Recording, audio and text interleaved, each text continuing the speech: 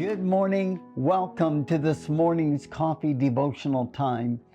A couple days before we celebrate the gift of a king when heaven invaded earth. There's a scripture in Matthew chapter 2 that I would like to use and as my preface to get our spiritual metabolism going for the day and for the week. And I hope you're okay with my setting. If you're not, that's your problem. But I put some of my notes on my phone that I want to be able to follow. But let me read the verse that I'm looking at. Matthew chapter 2, verse 11. And when they, talking about the wise men, were come into the house, they saw the young child with Mary, his mother, and they fell down and worshipped him.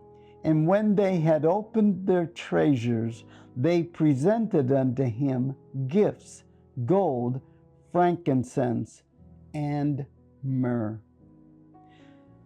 They came before the young child. My guess is he might have been 2 years old by now.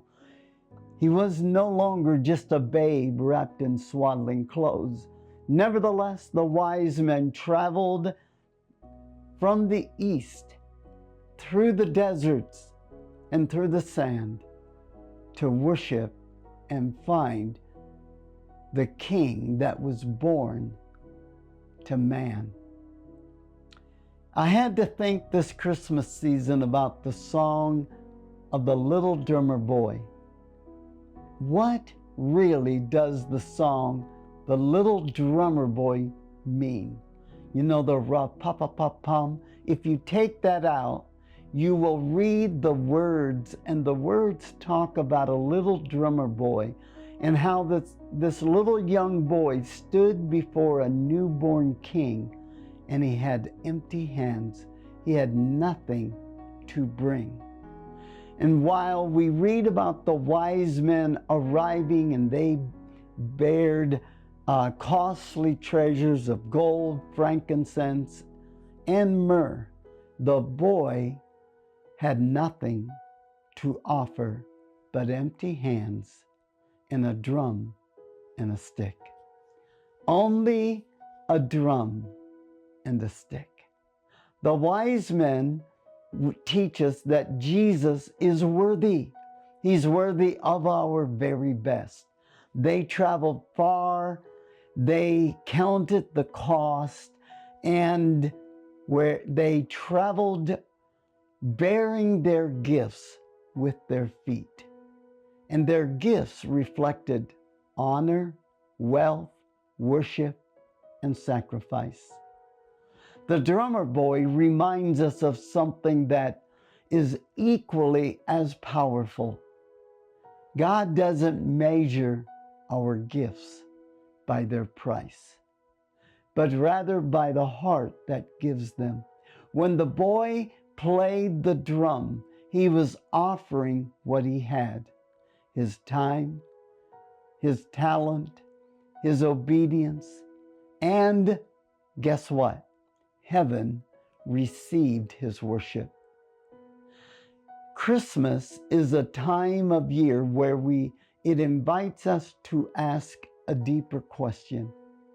What do I bring to Jesus? It might not be gold, but it might be faithfulness. You might not bring frankincense, but you offer up prayers. You might not be able to bring myrrh, but you bring a surrendered heart to Jesus.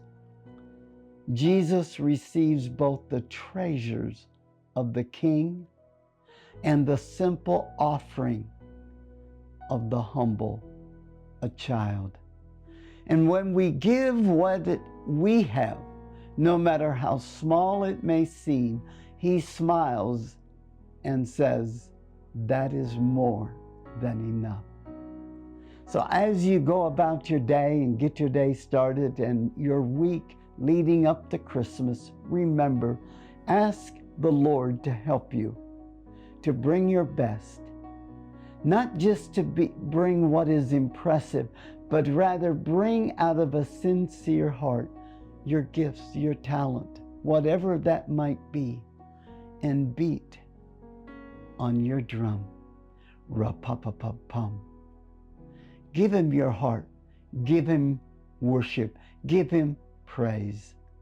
And above all, give him your life. God bless you. And ra-pa-pa-pa-pum. Merry Christmas.